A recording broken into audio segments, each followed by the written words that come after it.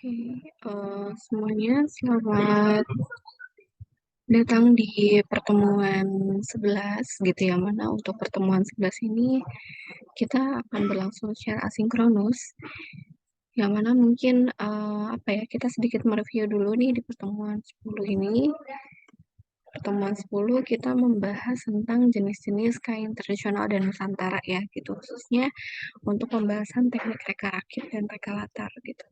Nah, untuk pertemuan 11 sekarang kita bakal ngebahas tentang materi ornamen juga yang berhubungan dengan kain tradisional, namun di sini kita akan fokus membahas tentang makna, filosofi, dan fungsi dari kain tradisional gitu. Mungkin kalian udah apa ya, udah ada sebagian yang tahu gitu ya kemarin gitu. Sorry sorry.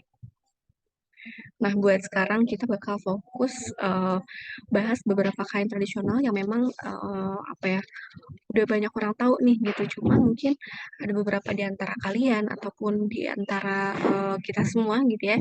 Jadi di antara kita yang memang masih belum tahu kira-kira makna atau filosofi atau fungsi dari kain tradisional tersebut itu apa gitu ya.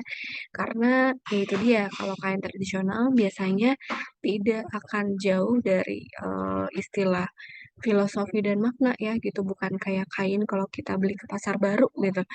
Nah, jadi kalau misalkan kain tradisional biasanya dia punya makna gitu, baik itu dari fungsinya ataupun dari ornamennya. Oke, nah di sini kita mungkin udah pada tahu juga ya gitu bahwa fungsi dari kain tradisional itu selain daripada untuk menutup bagian tubuh gitu ya karena berupa kain gitu juga dia berfungsi biasanya untuk beberapa kegiatan adat tertentu gitu atau mungkin ritual-ritual gitu atau mungkin biasanya disimboliskan untuk sebuah apa ya sebuah status sosial gitu atau mungkin sebuah strata kepala adat gitu kayak gitulah. Nah, di sini ada batik teruntum gitu. Motif teruntum ini biasanya diaplikasikan dengan teknik batik gitu, yang mana ini ada di suku Jawa. Ada yang udah tahu belum nih si motif teruntum ini apa maknanya? Ada yang udah tahu belum? Oke, nah di sini kita bahas dulu ya.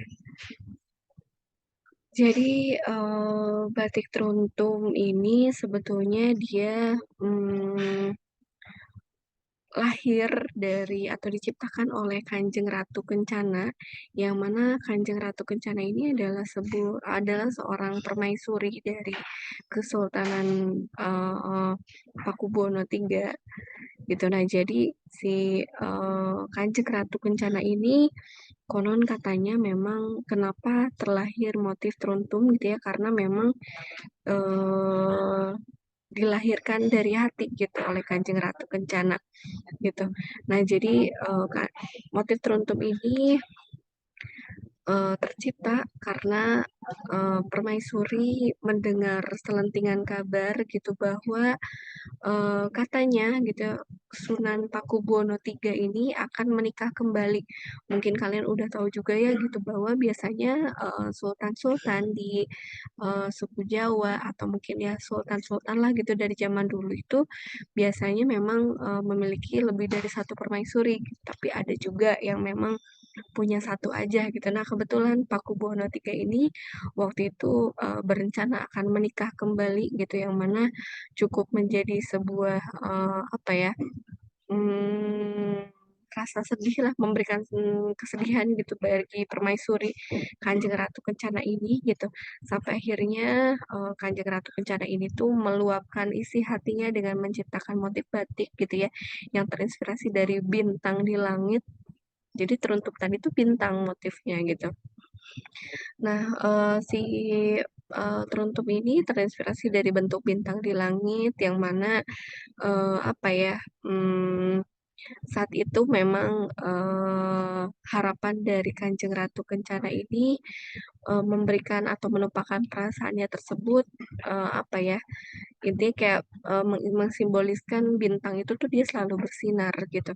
Yang mana Kanjeng Ratu Kencana ini pun berharap seperti itu gitu.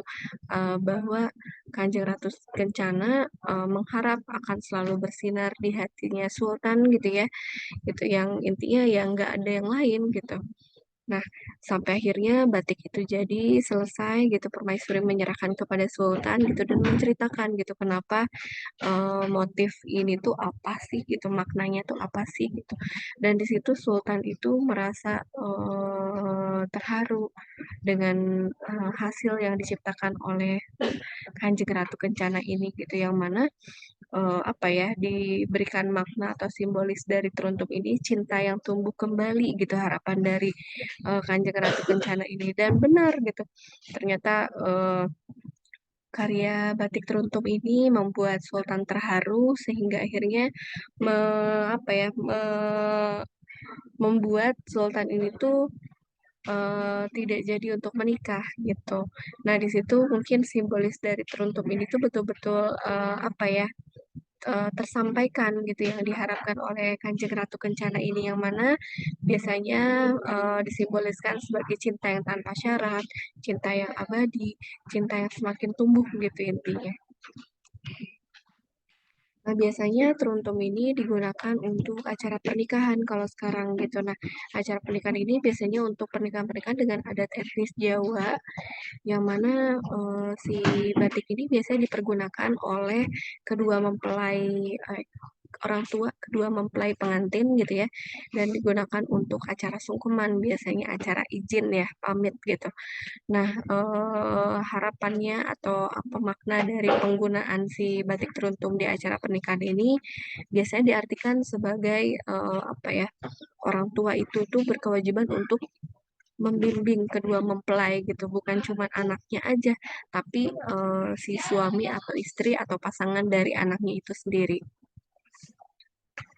Oke, nah lanjut di sini ada geringsing. Geringsing ini dari Bali. Ini adalah salah satu motif contoh dari geringsing. Nah, di sini ada orang Bali nggak nih? Geringsing ini lumayan cukup unik ya. Jadi geringsing berarti dari dua kata, dua sukun kata. Gering yang artinya sakit, sing yang artinya tidak gitu ya. Nah, kalau disatukan artinya tidak sakit gitu. Yang mana ini diartikan sebagai tolak bala biasanya. Si geringsing ini, si penolak bala ini biasanya dipakai untuk beberapa acara-acara adat tertentu di Bali. Salah satu acaranya biasanya kayak acara potong gigi atau acara mematah di Bali itu. Terus ada juga acara keagamaan lainnya. Nah, ini adalah beberapa acara, salah satu contoh acara di Bali yang biasa menggunakan kain geringsing, yaitu acara mematah. Acara mematah ini adalah acara adat Bali yang biasa di apa ya, dilakukan oleh para remaja di Bali, maupun itu perempuan ataupun laki-laki gitu ya. Yang mana biasanya acara ini tuh adalah acara potong gigi atau acara mengikir gigi gitu, sebagai simbol kedewasaan si remaja tersebut gitu. Nah, si geringsingnya itu biasanya dijadiin alas nih kayak ini.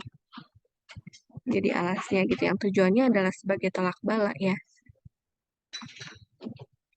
Selanjutnya di sini ada tenun ulos. Tenun ulos ini dari Sumatera Utara, suku Batak. Nah, biasanya untuk acara-acara adat tertentu di Batak ada istilahnya mengulosi gitu, atau aktivitas adat yang biasa masyarakat itu tuh menggunakan si kain ulos gitu, biasanya untuk kegiatan seperti akad nikah atau kelahiran atau acara berduka gitu. Nah, langsung sini aja nih contohnya. Biasanya si kain ulos ini tuh digunakan oleh orang yang datang ke acara-acara adat gitu. Nah, ini salah satu acara dari acara pemakaman Batak.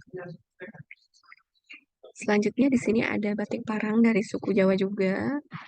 Nih, ini mungkin udah sering saya bahas ya gitu. Jadi motif parang ini berasal dari kata lereng gitu atau pereng gitu ya. Yang mana yang artinya tuh lereng.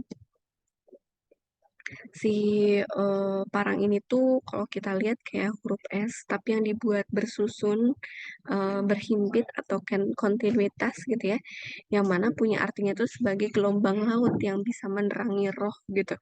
Nah, jadi intinya, biasanya si parang ini dipergunakan oleh, sultan atau keluarga sultan gitu. Walaupun sekarang mungkin si parang ini tuh udah dipergunakan secara umum ya gitu, tapi itu pun atas izin sultan gitu pun untuk beberapa acara adat tertentu di daerah Jawa, khususnya daerah Solo, Jogja gitu ya. Biasanya, parang ini tuh, tetap dipergunakan khusus untuk sultan gitu, untuk acara adat. Jadi untuk yang masyarakat yang datang biasanya tidak diperkenankan untuk menggunakan si batik parang ini, karena batik parangnya bisa disimboliskan sebagai, sultan atau raja atau keluarga raja. Nah ini biasanya dipergunakan oleh keluarga-keluarganya juga ya, termasuk anak dan cucu gitu, atau permaisurinya juga. Nah, selanjutnya di sini ada tenun songket dari Minangkabau, Sumatera Barat.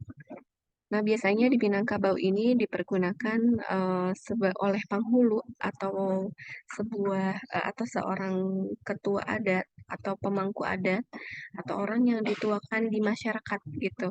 Nah, biasanya mempergunakan si kain songket Minangkabau ini.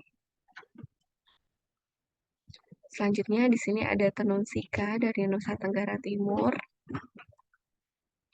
Tenun sika di sini biasanya dipergunakan untuk acara hegong. Hegong ini adalah acara eh, apa ya, sebuah acara tarian adat untuk menyambut tamu atau ucapan selamat datang gitu yang biasa penari-penarinya itu menggunakan si tenun sika ini nih yang pakai ya warnanya biasanya kayak gini, warna putih dari katunnya, biru dari indigonya, terus ada warna pink atau merah itu dari warna alam lain juga.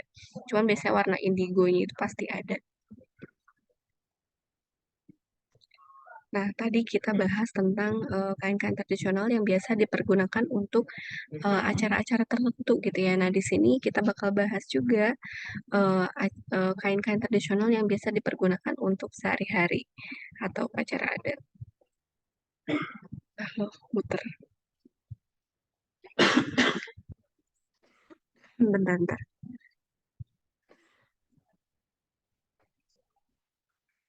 Gimana nih? Sebentar, aduh.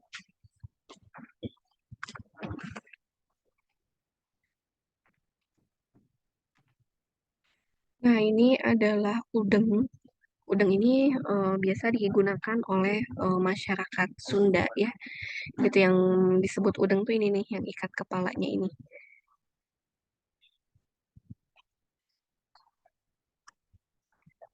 Kok pada balik-balik ya?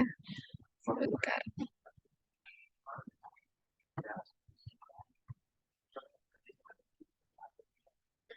Ini atau ini biasa kemben ini.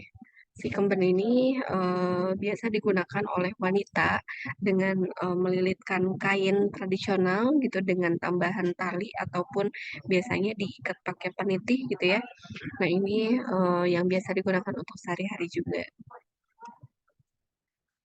Kemudian di daerah suku Bima, Nusa Tenggara Barat, ada yang disebut sebagai rimpu. Rimpu ini adalah kain tenun yang biasa dibuat melingkar, membentuk sarung gitu ya, yang biasa digunakan untuk menutup kepala. Kita kelihatannya ini kayak ini ya, kalau mungkin kayak anak-anak kecil cowok nih biasanya suka kayak main ninja-ninjaan gitu lah, kelihatannya kayak gitu, tapi ini enggak ya. Kalau di daerah suku Bima, Nusa Tenggara Barat ini adalah, penutup kepala gitu, biasanya kayak buat, biar nggak panas ataupun kayak buat kegiatan-kegiatan outdoor lain gitu.